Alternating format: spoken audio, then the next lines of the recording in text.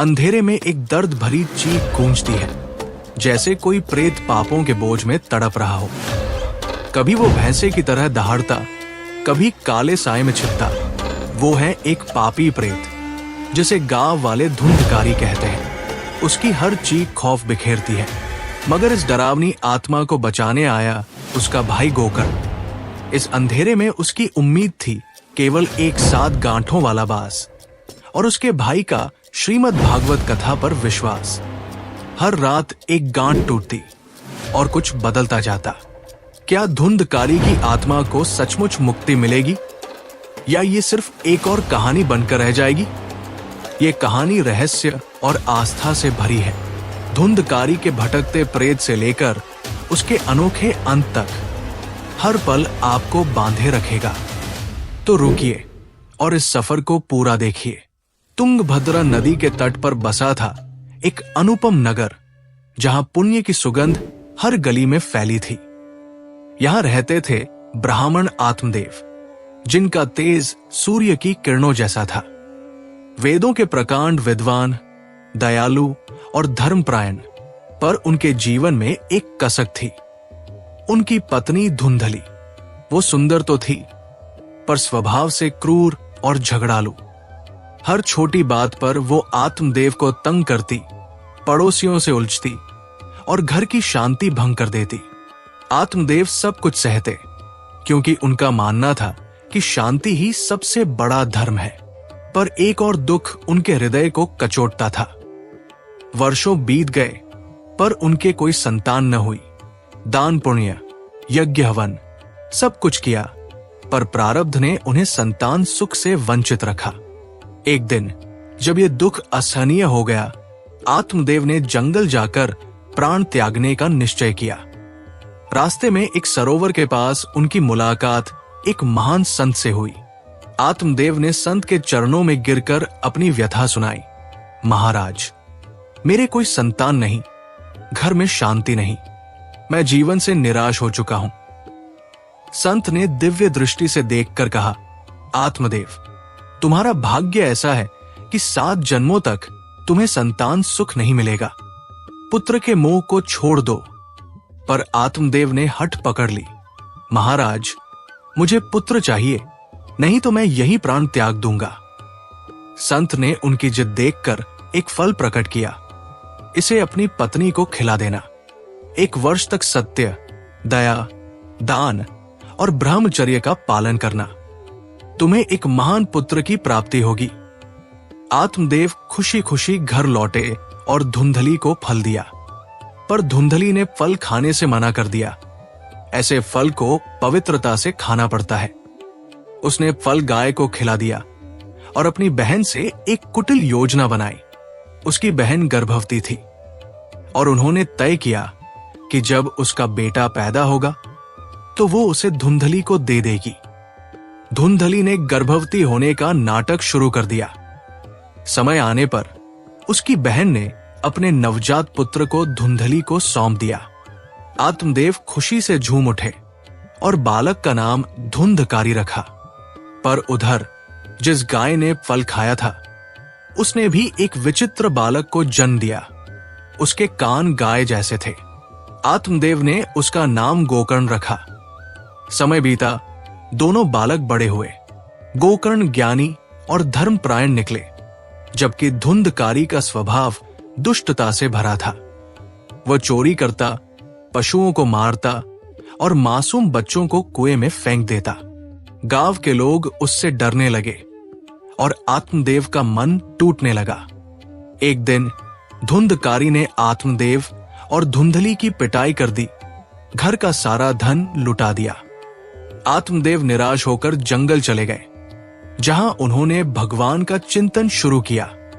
धुंधली ने अपनी गलती का एहसास किया, पर अब पछतावे से क्या फायदा। धुंधकारी ने उसे इतना सताया कि एक दिन वो कुएं में कूदकर मर गई। गोकर्ण तीर्थ यात्रा पर निकल गए और धुंधकारी 5 वैश्याओं के साथ रहने लगा। वह चोरी करके उनकी हर इच्छा पूरी करता, पर एक दिन वैश्याओं ने उसे धोखे से मार डाला। धुंधकारी की मृत्यु के बाद वो प्रेत योनि में भटकने लगा। उसका प्रेत रूप भयानक था। कभी भेड़, कभी भैंसा बनकर वो चीखता भटकता। गोकर्ण जब लौटे तो उन्होंने धुंधकारी के प्रेत को देखा और दया से भर गए।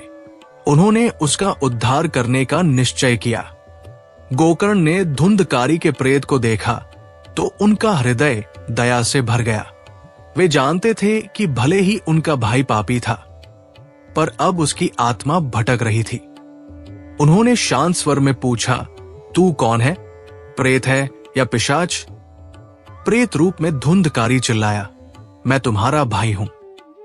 मुझे वैश्याओं ने धोखे से मार डाला। अब मैं इस योनि में भटक रहा हूं। मुझे न भोजन मिलता है, न पानी, केवल पीड़ा है। गोकर्ण ने उस पर जल छिड़का और मंत्रों का जाप किया। तब धुंधकारी बोल पाया। उसने रोते हुए कहा, भैया मेरी मदद करो। मैंने जो पाप किए उन्होंने मुझे इस हालत में डाल दिया है। मैं तड़प रहा हूं। गोकर्ण ने उसे आश्वासन दिया, चिंता मत कर, मैं तेरा उद्धार करूंगा। अगले दिन गोकर्ण ने विद्वानों और योगियों को बुलाया और धुंधकारी की दुर्गति का वर्णन किया। सभी ने मिलकर उपाय सोचा, पर कोई रास्ता न निकला। तभी गोकर्ण ने सूर्य भगवान की आराधना की। उनकी तपस्या इतनी प्रबल थी कि सूर्य देव प्रकट हुए और बोले, गोकर्ण, धुंधकारी का उद्धार श्रीमद् भागवत कथा के सप्ताह परायण से होगा। 7 दिन तक नियम पूर्वक कथा सुनो, उसकी आत्मा को शांति मिलेगी। गोकर्ण ने तुरंत कथा का आयोजन शुरू किया।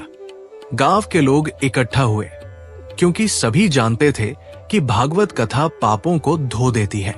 गोकर्ण ने एक 7 गांठों वाला पवित्र बांस लाया और धुंधकारी के प्रेत से कहा, इस बांस में समा जा और कथा सुन। प्रेत वायु रूप में बांस के छिद्र में घुस गया। कथा का पहला दिन शुरू हुआ। गोकर्ण ने प्रथम स्कंद की कथा सुनाई। भगवान की महिमा, भक्ति का महत्व और संसार के मोह का खेल। उनकी वाणी इतनी मधुर थी कि सभा में बैठे लोग मंत्रमुग्ध हो गए। कुछ की आंखों में आंसू थे तो कुछ भक्ति में लीन। सायंकाल जब कथा समाप्त हुई तो बांस से एक तड़ाक की आवाज आई। पहली गांठ फट गई। लोग चकित रह गए। गोकर्ण ने समझाया, ये कथा का प्रभाव है। धुंधकारी के एक पाप का नाश हुआ है। दूसरे दिन गोकर्ण ने भगवान की लीलाओं का वर्णन किया। उन्होंने बताया कि कैसे भक्ति और सत्य के बल पर कोई भी मुक्ति पा सकता है। फिर से कथा के अंत में दूसरी गांठ फटी। लोगों का विश्वास बढ़ने लगा। तीसरे और चौथे दिन भी यही हुआ। कथा सुनते सुनते गांठें टूटती गई। धुंधकारी का प्रेत रूप अब शांत हो रहा था। वो चीखना बंद कर चुका था और उसकी आंखों में शांति झलकने लगी। गांव के लोग भी बदल रहे थे। कई ने पाप छोड़ दिए, कई ने भगवान का नाम जपना शुरू किया।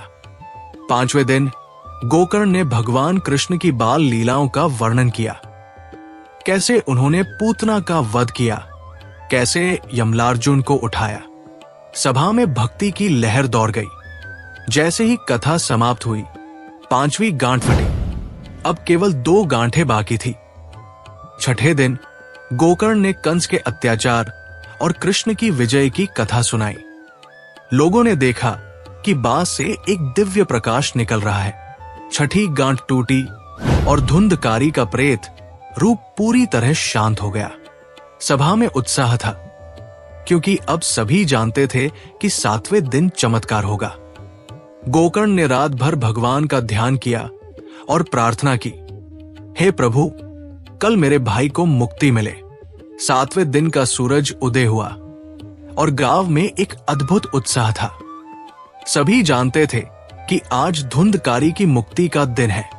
गोकर्ण ने स्नान करके पवित्र वस्त्र धारण किए और सभा में आए। लोगों की भीड़ इतनी थी कि जगह कम पड़ रही थी। बच्चे, बूढ़े, युवा सभी भगवान की कथा सुनने को उत्सुक थे। गोकर्ण ने बांस को सभा के बीच में रखा, जहां धुंधकारी का प्रेत वायु रूप में बैठा था। उन्होंने 7वें स्कंद की कथा शुरू की। भगवान के परम धाम की महिमा, भक्तों की मुक्ति और प्रेम की शक्ति का वर्णन किया।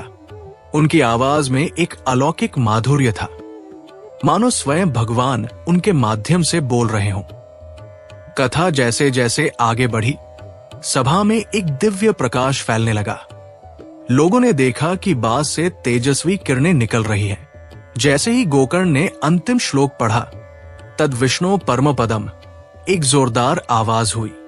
तड़ाक, सातवीं गांठ फट गई। उसी क्षण धुंधकारी का प्रेत बांस से बाहर आया, लेकिन अब वो कोई भयानक रूप नहीं था। सभा के सामने एक दिव्य पुरुष खड़ा था, श्याम वर्ण, पीतांबर धारण किए, गले में तुलसी की माला और मुख पर अलौकिक तेज। धुंधकारी अब भगवान का पार्षद बन चुका था। उसने गोकर्ण के चरण छुए और कहा, भैया, तुम्हारी कृपा से मैं मुक्त हुआ। भगवत कथा ने मेरे सारे पाप धो डाले। लोग हैरान रह गए। जिस धुंधकारी को वे डाकू और पापी जानते थे, वो अब देवताओं जैसा चमक रहा था। तभी आकाश में एक स्वर्णिम विमान प्रकट हुआ। वैकुंठ का दूत आया था धुंधकारी को लेने।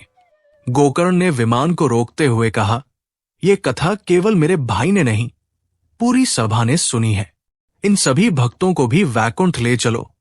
पर दूत ने कहा, गोकर्ण, धुंधकारी ने 7 दिन उपवास रखकर पूरी श्रद्धा से कथा सुनी, इसलिए उसे ये पद मिला। शेष लोगों का समय अभी नहीं आया।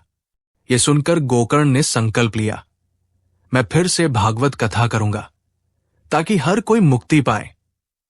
उन्होंने सभा से घोषणा की, सावन में हम फिर 7 दिन की कथा करेंगे। जो उपवास करेगा और मन से सुनेगा, उसे भगवान अवश्य मिलेंगे। लोगों ने खुशी से स्वीकार किया। उधर धुंधकारी विमान पर बैठकर वैकुंठ की ओर चला गया। तभी आकाश में एक अद्भुत प्रकाश फैल गया। स्वर्णिम बादलों के बीच से साक्षात भगवान श्री कृष्ण प्रकट हुए। श्याम वर्ण, पीतांबर धारण किए, मुकुट में मोरपंख सजे हुए। उनके हाथ में बांसुरी थी और मुस्कान ऐसी कि समस्त ब्रह्मांड प्रकाशित हो उठा। गोकर्ण ने देखते ही साष्टांग प्रणाम किया, पर भगवान ने उन्हें उठाकर हृदय से लगा लिया। गोकर्ण, श्री कृष्ण ने मधुर स्वर में कहा, तुमने न केवल धुंधकारी का बल्कि सैकड़ों भक्तों का उद्धार किया। आज से तुम मेरे ही स्वरूप हो। ये कहते ही गोकर्ण का शरीर दिव्य हो गया। उनका रंग श्यामल हुआ, वस्त्र पीले और कानों में कुंडल चमकने लगे। भगवान ने उन्हें अपने विमान पर बैठाया और गोलोक धाम की ओर प्रस्थान किया। तुंगभद्रा का वह नगर अब खाली था, पर जहां कथा हुई थी वहां एक अक्षय वट वृक्ष उगाया। लोगों ने देखा कि उसकी छाल पर हरि नाम स्वयं अंकित हो गया है। आज भी जो कोई उस स्थान पर श्रद्धा से गोकर्ण अधुंधकारी की कथा सुनता है, उसके सारे कष्ट दूर हो जाते हैं। कथा का सार, भक्ति और सत्य का बल हर पाप को धो सकता है। मनुष्य जन का उद्देश्य केवल भगवान की शरण पाना है। गोकर्ण ने सिखाया कि घृणा का उत्तर प्रेम से देना चाहिए। जहां भागवत कथा होती है, वहां नारायण स्वयं विराजमान होते हैं।